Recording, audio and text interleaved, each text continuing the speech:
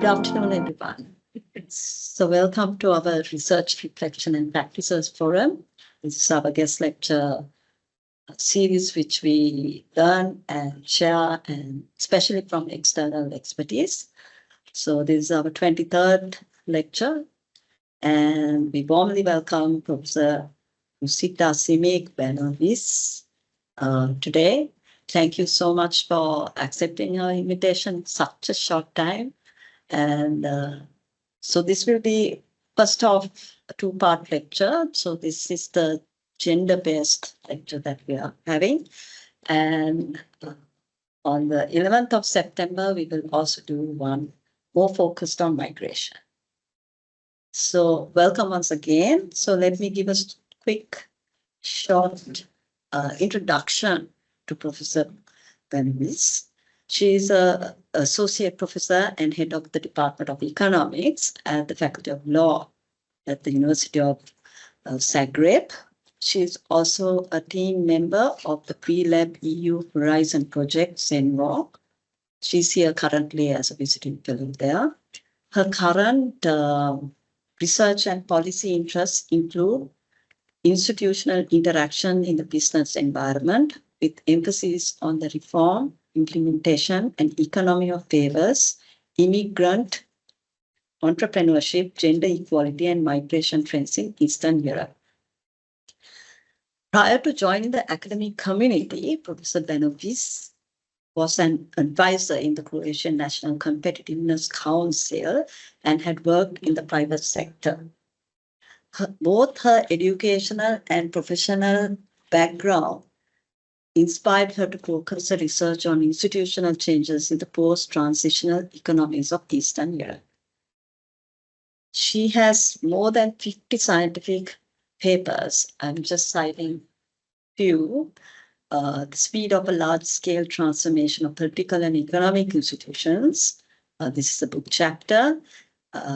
Is culture an underpinning or undermining factor in the business environment of the transitional countries? Another chapter.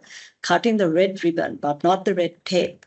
The failure of business environment reform in Croatia, post-communist economies, which is an article. So if you go to ResearchGate, you can see a lot of her work there. Project work. Updated for some time. I feel bad about it, but thank you. Professor Benovis has led numerous projects, including institutional support to migrant entrepreneurs and digital nomads in Croatia, socioeconomic and legal aspects. She leads the Women in the Lead working group, socioeconomic positions of women in Croatia, implemented by the Academy for Political Development and funded by the US Embassy. Promoting entrepreneurial life cycle principles among law practitioners, lessons learned from the US practice implemented by SEPOR, funded by the US Embassy. She's also a member of several expert and alumni associations. The Sergi EI Foundation Fellow, a friend of the UCL's Fringe Center, and a research team member of SEPOR SMS Impact. She has an excellent academic record. She has a PhD from the School of Economic and Business from the University of Ljubljana, Slovenia. She has a master's in public policy from King's College London, a BSc MA, followed by a postgraduate diploma in fundamentals of business administration, both from the Faculty of Economics and Business, University of Zagreb. She recently received an executive certificate in economic development from Harvard Kennedy School. She's a Chevening scholar, where she went to do her master's there at King's College. She's a fellow at the Department of Economics at the George Washington University in DC, where she was doing faculty work for the Junior Faculty Development Program funded by the US State Department. So I warmly welcome again Professor Benovis to talk about tacit vulnerability of gender inequality and the ways forward, an East European perspective. I also invite Nadia Najal. She's our gender and development thematic head. to moderate this session.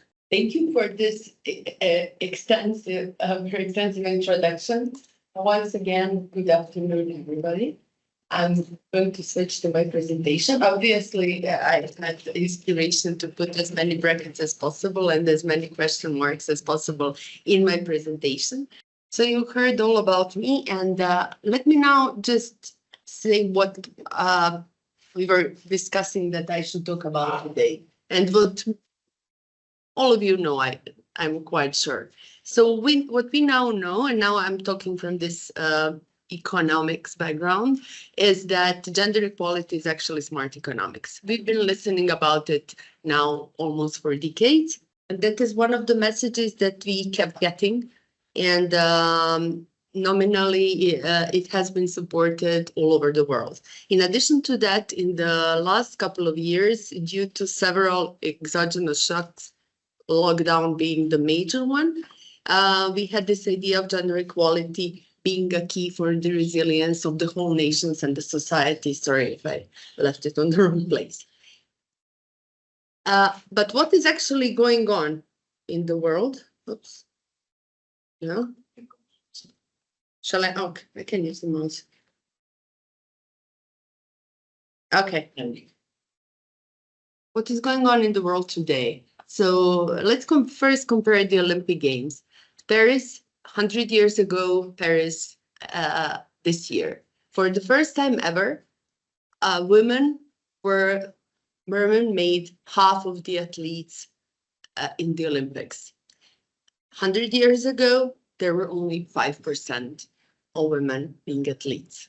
When it comes to for instance, we'll talk about it later, Nobel Prizes, the situation hasn't improved that much. Many other areas do not actually show that kind of improvement. We'll also come to the topics of the motherhood and very sensitive periods for the gender equality. These Olympics were also the first one where the breastfeeding athletes had special facilities for their babies. And it was initiated actually by friend Judo Champion, who just gave birth to her baby, wanted to participate in the Olympics, and had that idea for the first time ever, it was implemented. So to start with something brighter. And then I wanted to see also what happened to Sri Lanka. I won't go into Sri Lankan details, although I've read quite a lot about Sri Lankan gender landscape. Sri Lanka is worldwide famous thanks to its first female prime minister, and then female president, her daughter. And now when you land to Sri Lanka, this is the first reminder you get it because of the name of the airport. And then you dive into the data, and I wouldn't say that legacy has persisted. And there's this huge cleavage between the human potential that women in Sri Lanka have and the levels they usually reach. What we usually have, and this is a situation all over Europe, when it comes to the gender equality topics, we have full halls, full lecture rooms of women. Usually, if there is some men, it is either a technician, IT guy, or somebody who is in charge of catering, or one of my students whom I said that need to come. We need to raise the level of awareness, because at some point we keep discussing about it. We need to have also the men quota in the audience. Otherwise, the gap gets larger. The gaps in understanding get even larger. So what is going on? I'll really be very fast about this worldwide data because I'm well aware that you know all about it.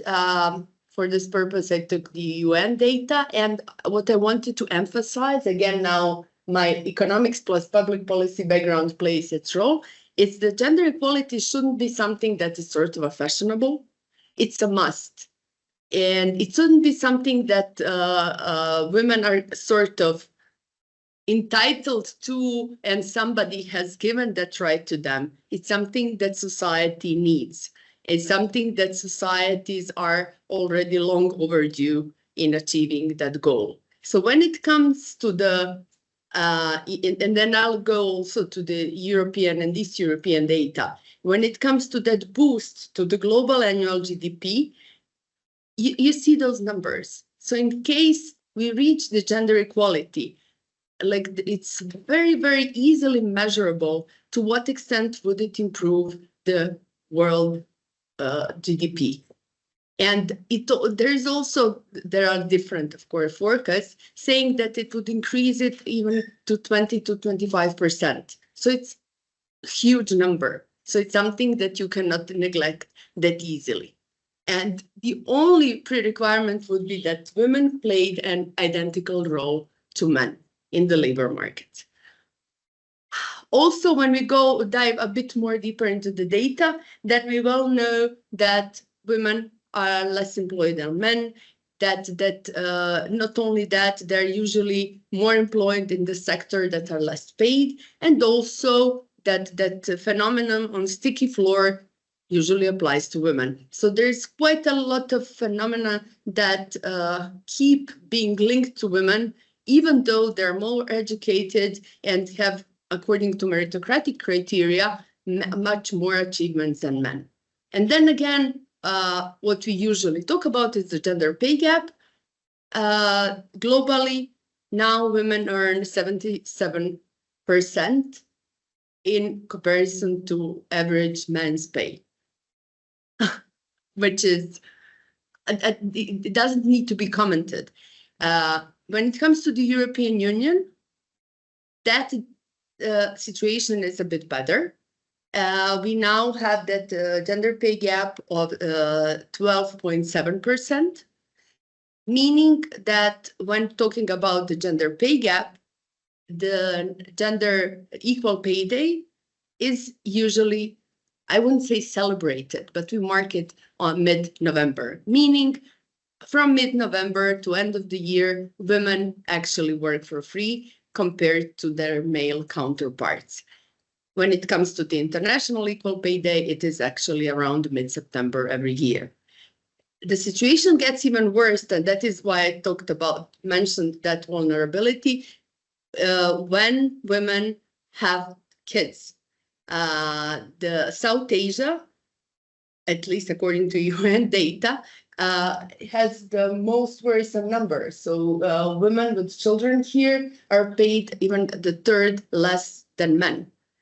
I know that there are some methodological issues with that, but there are methodological issues all around the world. That is when I take like worldwide data, that I kind of try to select the most reliable sources, same as with the EU. And then on top of it, and I know it's been discussed quite a lot, women have much more unpaid work than men. I think that those data here are, despite being worrisome, are quite optimistic, because when we talk about Europe, the European Union member countries, that gap is 1 to 4. So it even ranges to the fact that women have 4 times more unpaid work than men. And then when I talk about it with my students, who are like mostly very honest, they say, come on, it's even worse. You know, in our families, it's even worse. And that's just what the man said and how they perceive the way they contribute to the family life. So when it comes to the progress, I just took those 2 forecasts, and maybe it may sound confusing. If we have the current pace, it will take us more than 250 years to close the gender pay gap in the world. If we take more data, these are mostly the Human Development Index and other data, and ponder them, then it will take us more than 130 years to achieve full gender parity in the world. And that is, again, something that is sort of a huge red flag. And in terms of that, Olympics are doing much better than in terms of gender equality. Then another report that has now been quite discussed, not only because it provides that legal pillar of the gender equality, and it puts quite a lot of emphasis on that. It's also because the moment they changed the methodology, and it was for this year's report, the situation got much worse. So the moment they changed the methodology in a way that they introduced the pillars such as safety and childcare, it turned out that the position of women worldwide is much worse, much more unfavorable than it was presented in the previous reports. I'll talk about the EU directive on the gender pay gap as well. But here, for instance, when they introduced the implementation mechanisms for the gender pay gap, it turned out that out of almost 200 societies researched, about 100 of them had that in their legislation, but only 35 countries in the world have it in its implementation mechanisms in their legislation, and then again, implementation shall be monitored.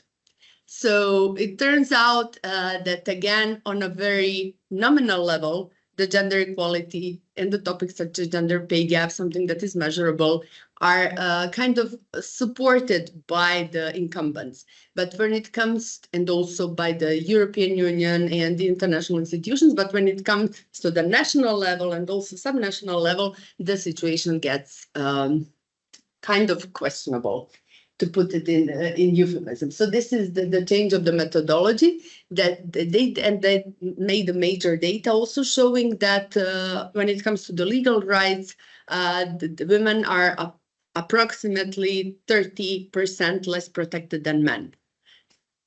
Even though, for instance, when they give birth in all the countries in the world, the kids automatically get the citizenship of their dad, whereas they may not automatically get the citizenship of their mom.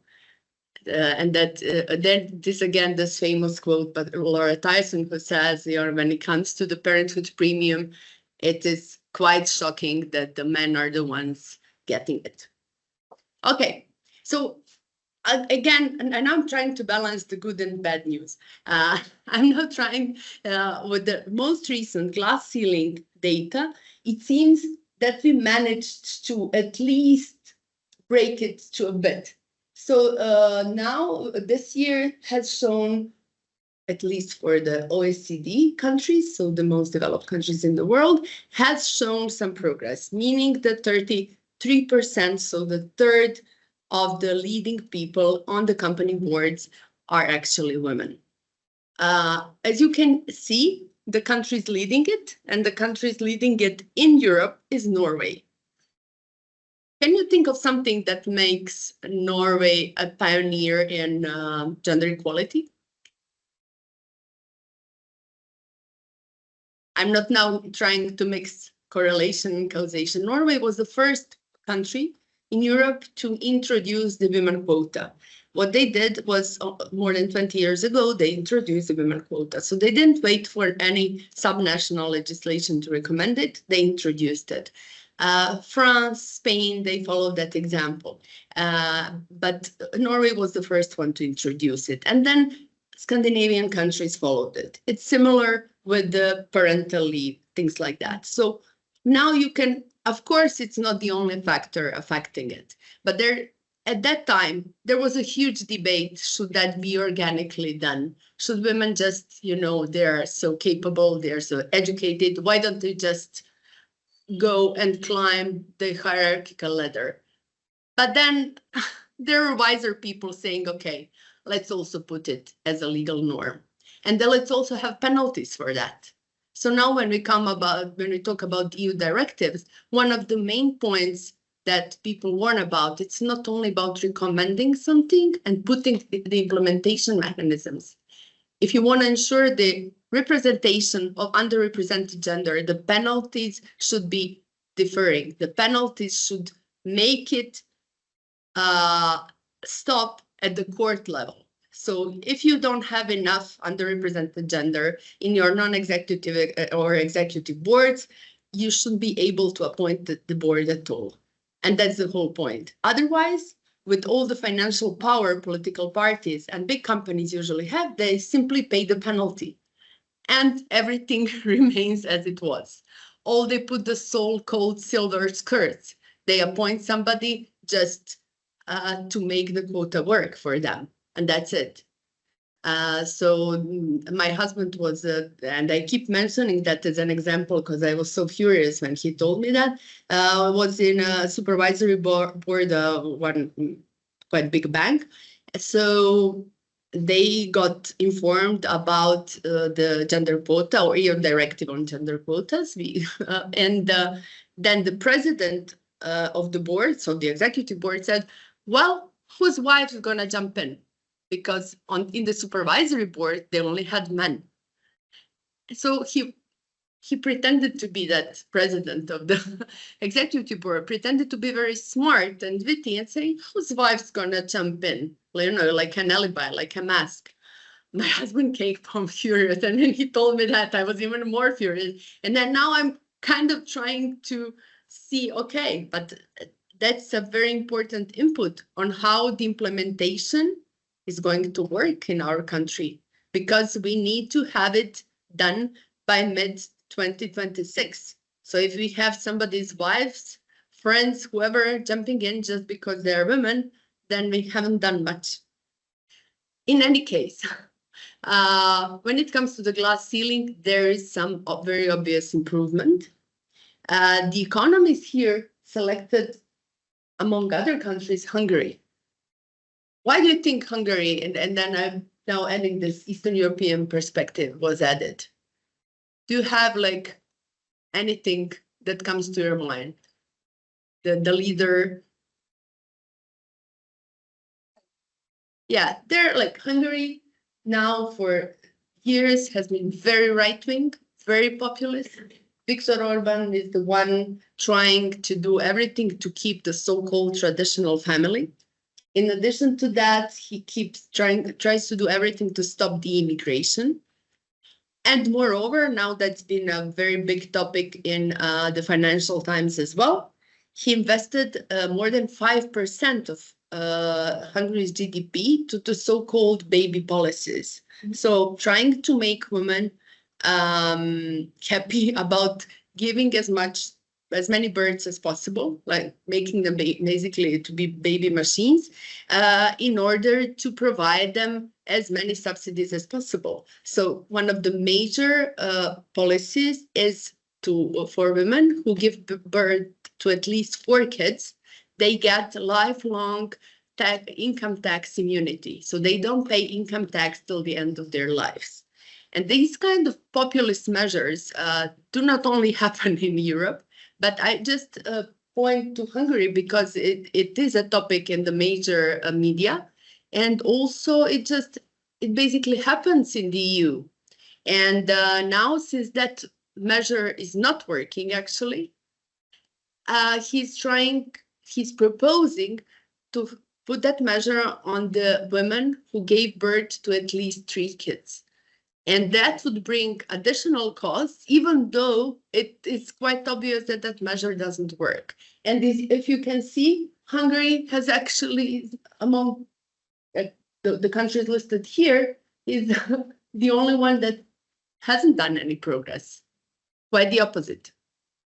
Okay, and when you talk about Central and Eastern Europe, and that is only one of the studies that clearly showed that if companies have female executives, they'll be much better off. Now, the most recent studies, again featured in The Economist, has shown that the companies where in both non-executive and executive boards are more women, are outperformed their competitors by 25% on average. In addition to that, those leaders, female leaders, are much more prepared, have a better management style, and in turn, it leads to long-term success of the companies.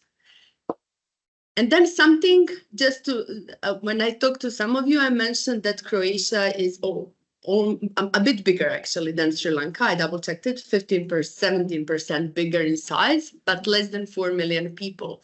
But when it comes to the coastline, Croatia has 4.5 longer coastline than Sri Lanka because of the many islands. And then World Bank did this video for Croatia this year, but did a very similar publication for Sri Lanka 2 years ago. And I found actually so many similarities. So I'm not trying to push those similarities. It's an open link. Can you? There are no, okay, sorry. Okay, but you can read it and it's a short video. Sorry. I want, wait. Sorry. If you just scroll down, you can get Yeah, sorry. I was trying to, it's always. Okay. and the volume on the right hand one. Yeah, sorry. The right hand one. Yeah, okay. Thanks.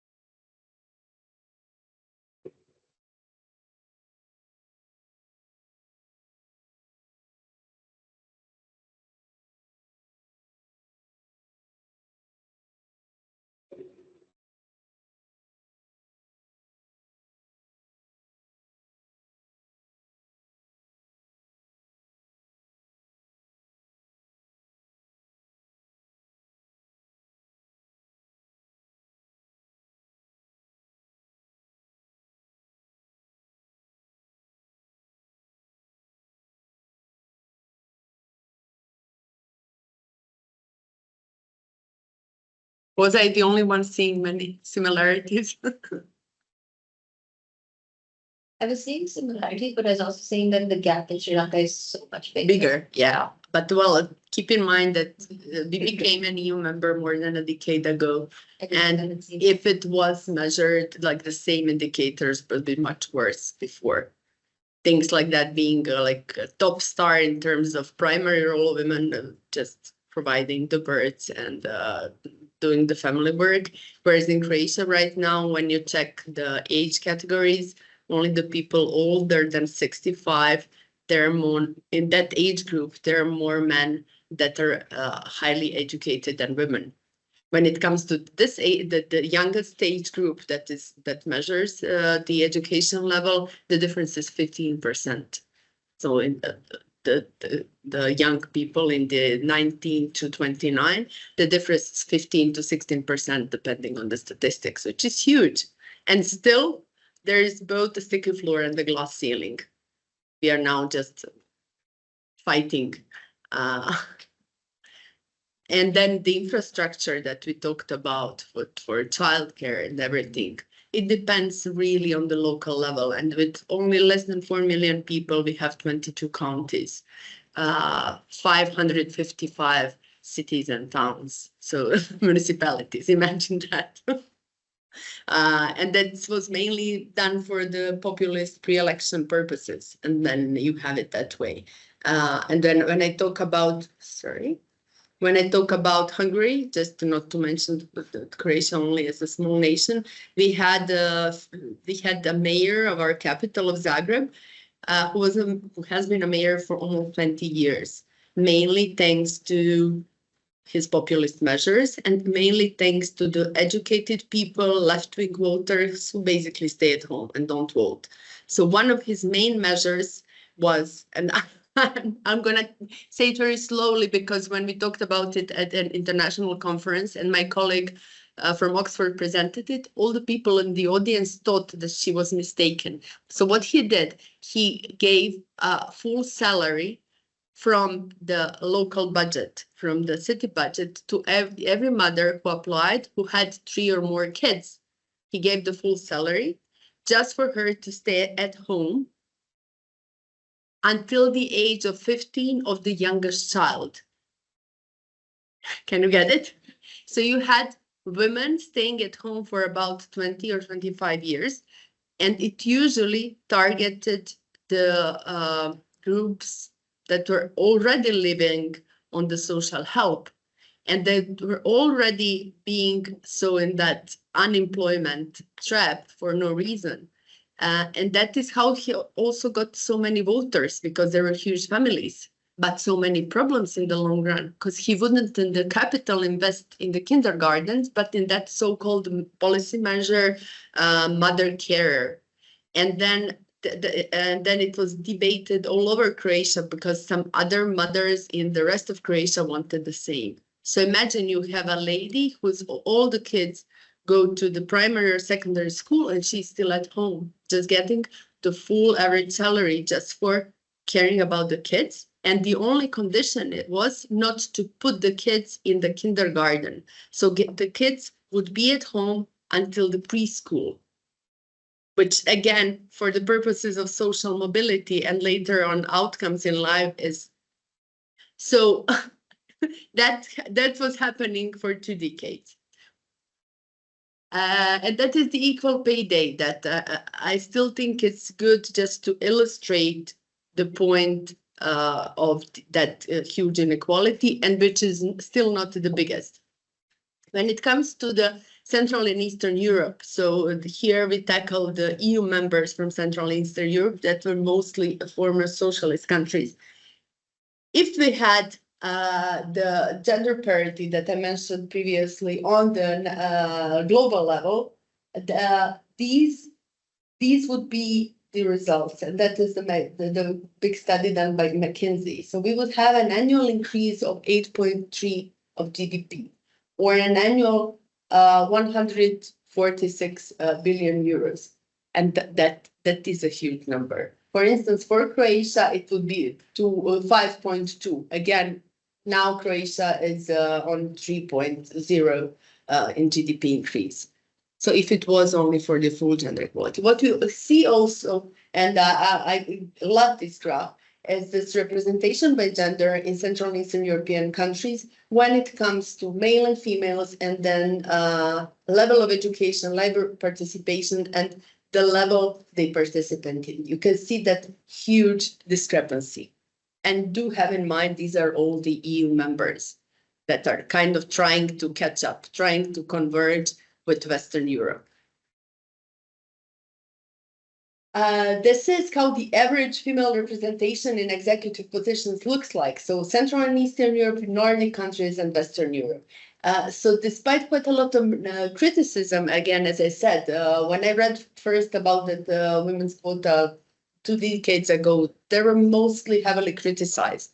And now you can see that that is apparently one of the major inputs for the progress of the Nordic countries, Scandinavian countries.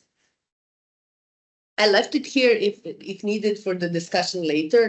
I'll now go to some good examples, but that is what we usually use as the reference point, the Gender Equality Index, and these are the main areas covered. So again, for every country in Europe, you can see the comparison women-men and also the EU average. And there are many good both quantitative and qualitative data showing the gaps and showing something that is really an important red flag.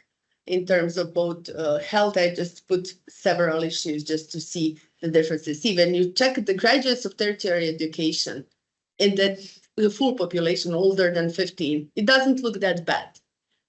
Once you go to every single age group, the difference is huge, not only in Croatia, but all around Europe. And what we also see is that quite a big discrepancy when it comes to the tertiary students in education, health and welfare, humanities, so-called professions for women. That still is okay. So what shall we do? It shall be done at all levels. It shall have some sort of atmospheric influence. UNICEF has clearly recognized it from the earliest age. We still, for instance, have issues in the EU countries that you can see toys separated for the toys for boys, toys for girls. What I really like is there are some private initiatives pointing out to the sexist behavior that take the pictures in the kindergarten and point, well, if you put a 3-year-old in one room, the cars, and in the other room, the Barbies, what can you expect in a few years? And what can you expect in a few decades?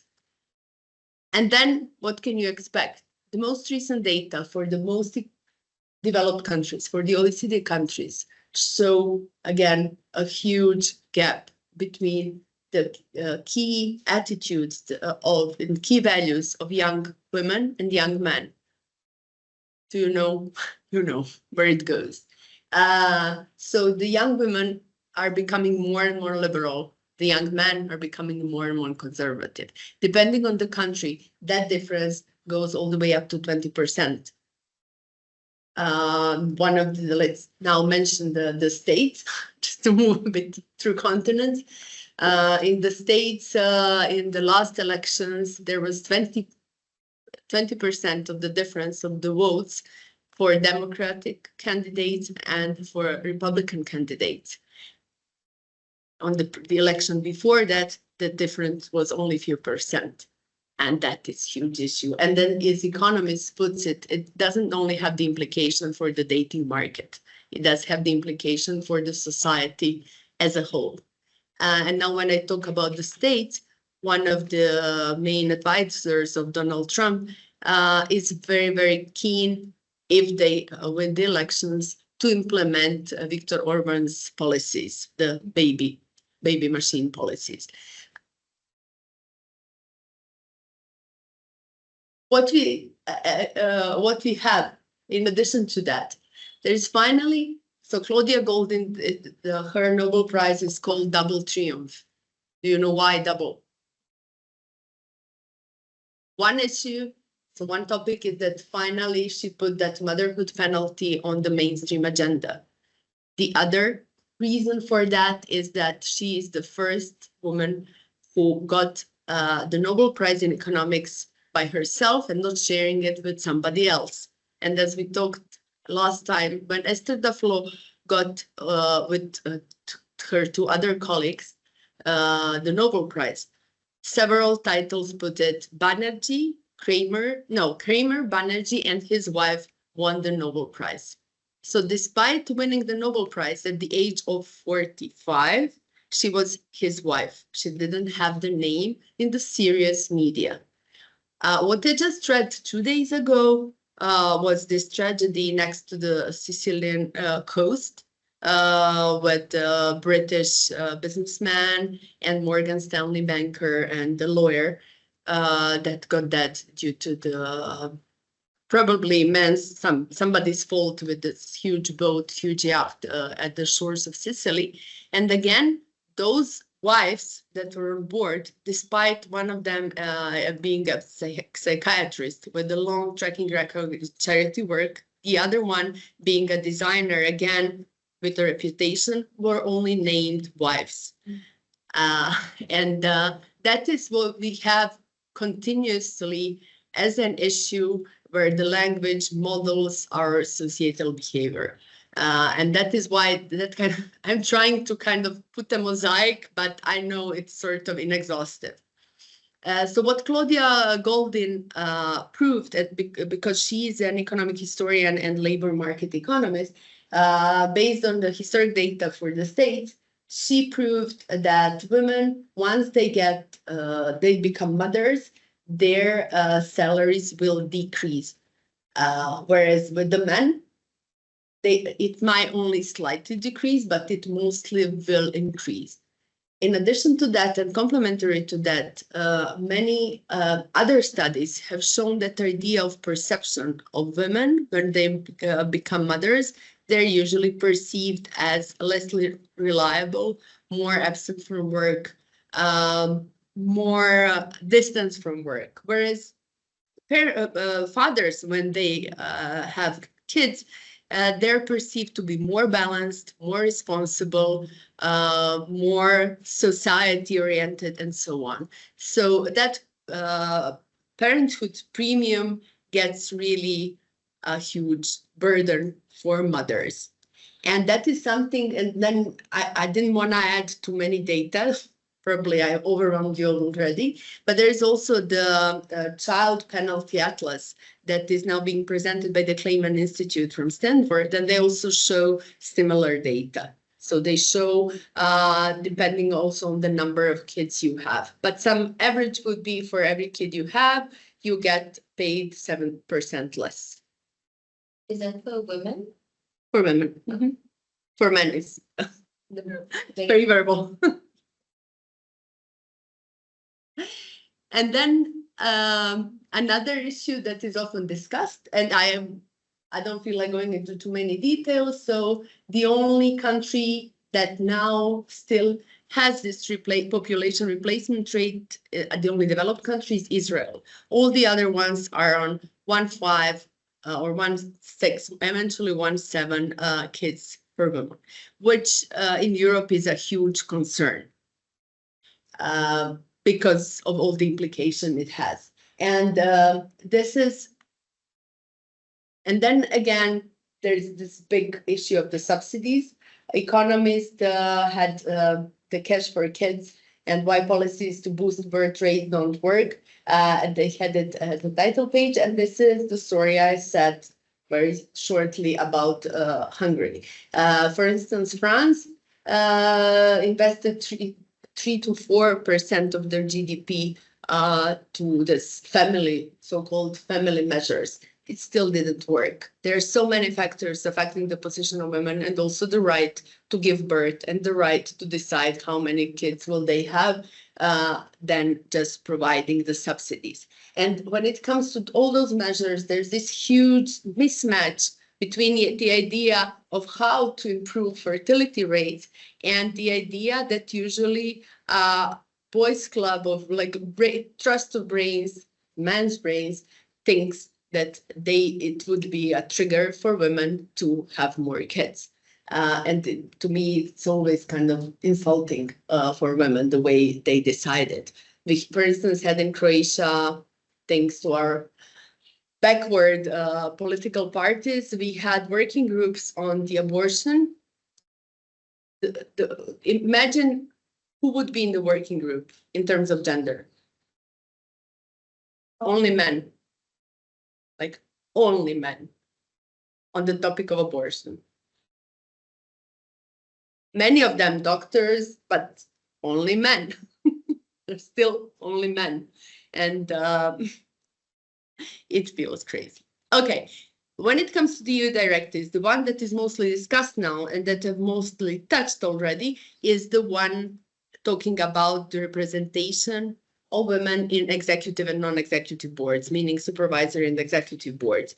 So starting from mid-2026, every big company, so meaning with more than 250 employees that is listed in the stock exchange, should have the ratio of underrepresented gender being 33% if combined, or 40% if only in supervisory boards. In addition to that, the national legislation will try to put it, some of the advanced countries put that obligation on the public companies.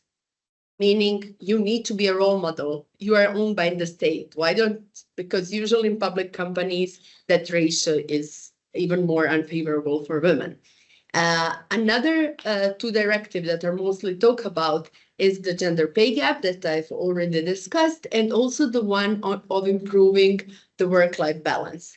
That one mainly provides several inputs, one of which is the paternal leave that cannot be transferable, meaning if you have 2 months of paternal leave, it's only for the dads. It can't be transferred to the moms. It also, because of the issues with the demographic, with the aging population, puts more emphasis on the carers. So if you have somebody's family who is ill, you are, by law, you will get at least 5 to 10 days of the sick leave, even though it's only it's your mother-in-law, for instance. But then again, there is a huge discussion about it because some studies have pointed out, again, the huge disparities. For instance, when it comes to the mother-in-law, who is the primary person taking care of her if she's sick, who would you say? After her husband, who is the next person? After the daughter, is it the son or no? Is the daughter-in-law and then the son. So again, the pressure is on women. So some parts of these directives are also debated because it can turn out to be an additional pressure, an additional burden for women again. And then when it comes to the good practices, I think this is like very, very useful because it also says what are the share of women that describe some of these practices as effective, but then you have highlighted here the top 3 most effective practices according to executives. And what we have now and what has been shown also as the good option during lockdown is this flexible work options. The issue with that, the usual implication and the usual criticism is that somebody who works mostly from home or fully from home won't be that visible to the working environment and will decrease its own promotion and other chances. But that again is another discussion that is now outside the scope. I just think it's a good idea just to see that these family-friendly practices can work better than solely the subsidies that have shown not mostly, in all the countries investigated, that have shown to be a full mismatch and usually produce more social problems in the long run. I found this one as a good Sri Lankan example, but I'll go further to other European example, which I think is very important, that the women-led micro-enterprises, I don't know, I want to know what you think about it. Then Scandinavian countries, when they realized that dad is only the 3rd person in a row that kids will come to if they have some issue. The first one would be the mom, the second one would be the grandma or the nanny, and then the 3rd one would be the dad. Then one of the dads initiated one of these initiatives, but I think that study was really kind of enlightening for that. And they tried to make it really socially normal, socially acceptable that dads would do the same things as the moms do, except for breastfeeding at home, because of course they can. Then in Croatia, we implemented several mentoring initiatives that have shown to be a great support for women. And they have shown to be great support for women, but we didn't exclude men. The thing was that men already had their networkings, had their boys clubs, and women needed to be put in some additional networking, getting some additional support on average. Now, I don't want to generalize. Another good thing, I'm just trying now to have a map, is you probably know about Good Night Stories for the Rebel Girls, but also many other editions of this kind. For instance, in Croatia, there was an initiative showing that among all the names of the streets, can you think of how many have got how many streets got the names according to some women? On what is the percentage? And there were many famous women in this history. What is the percentage? Yeah, 2%. It's 2%.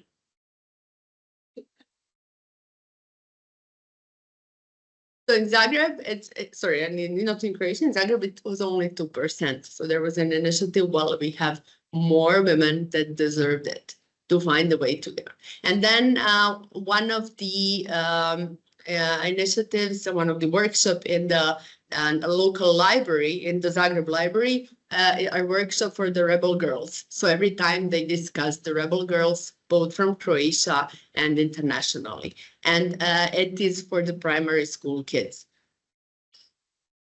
So now I wanted to go a bit further to business sector. L'Oreal is very famous for its initiatives for women in science. I took here the logo of this initiative for UK and Ireland, but they do it all over the world. In addition to that, for instance, Siemens provides the awards for female engineers, trying to make sure that profession is perceived and not male only. And this is done in cooperation with a German industry chamber, which is another good companionship. And then another topic that we don't now have the time to discuss, or we can discuss it in the discussion time. Do we really need to talk about equity or equality? And what are the differences? And that is something that Professor Marks from Harvard Kennedy School points out. Do we need to really talk to the equal outcomes between big groups? Or these are the examples, how to put it, how to talk it in the different lenses. And then, what can we conclude? Going back to the Olympics from the start, how do our policies look like? And how does this gender equality marathon may look like in the long run? So, thank you very much for your attention. Feel free to take the floor yourself.